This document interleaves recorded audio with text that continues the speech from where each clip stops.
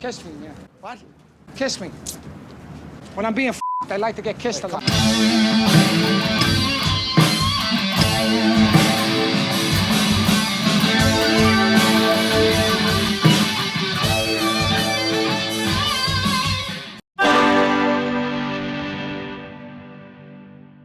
I watched this movie for the first time when I was about 11 years old.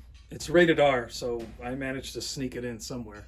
Naughty, naughty. I knew from the first time that I watched it that it was a true story, and I liked it from the start. It was really intriguing. The story is based on a Life magazine article titled The Boys in the Bank about an attempted bank robbery August 22nd, 1972 in Brooklyn, New York, where these three guys attempted to rob the Chase Manhattan Bank one afternoon. Please! Nobody move! Get over there! But by the time they got there, the daily cash pickup had already gone, so they managed to bag only about $1,100.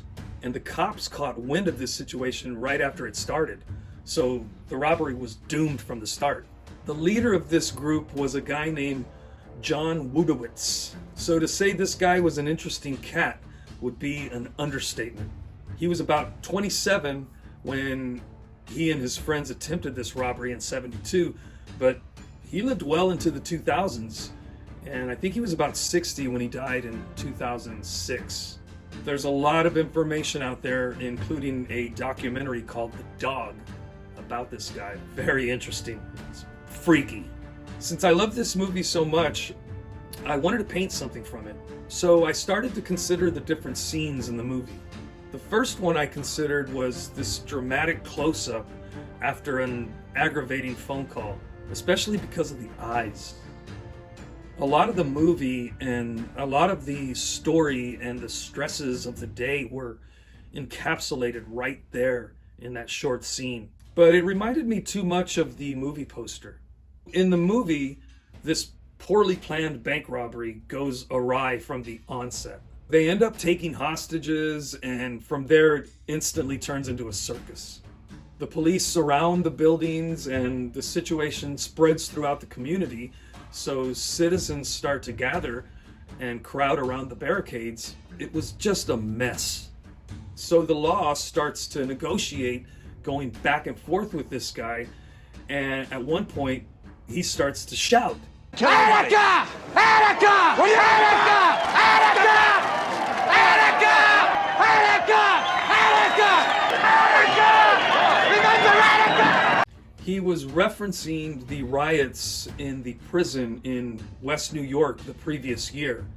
It was an uprising for the sake of living conditions and other prisoners' rights. It ended up going down as one of the worst prison massacres in the history of the US prison system. He was yelling it to the reporters, and the policemen gathered outside during this hostage situation. Now, this didn't happen in the real life event. It was just for the movie, but it ended up being a very effective lyric to establish this conflict between the general public and the authority of the law. So I knew it was going to be the shot. I really liked the palette on this piece. It was generally on the lighter side. Parchment and off-white, light tans and browns for the most part. I exaggerated the open mouth slightly, and the hair was contrasted very dark and disheveled, which kept it more dramatic. And then I used some light grays and a light yellow ochre for the window in the background to bring out the subject a little. This movie has a couple of fun facts that I find really interesting. The first is that this movie has no soundtrack, and it's something that I did not notice until after having watched it several times over several years. With one technical exception, there's a beautiful song called Amarina that plays during the opening credits. But after that, nothing. And when I say no soundtrack, I'm not only referring to songs. I mean nothing for dramatic effect, nothing mysterious or for suspense, nothing for comedic relief, nothing. I find that fascinating and a true testament for a story and cinematography that stand on their own. Okay, fun fact number 2. The character of Sal was played by the late great John Cazale. Cazale? No, not Cazale. Cazale? Anyway, he died very young at 42, so only appeared in 5 films. But he has the distinction of all those 5 films nominated for Best Picture, 3 of which won.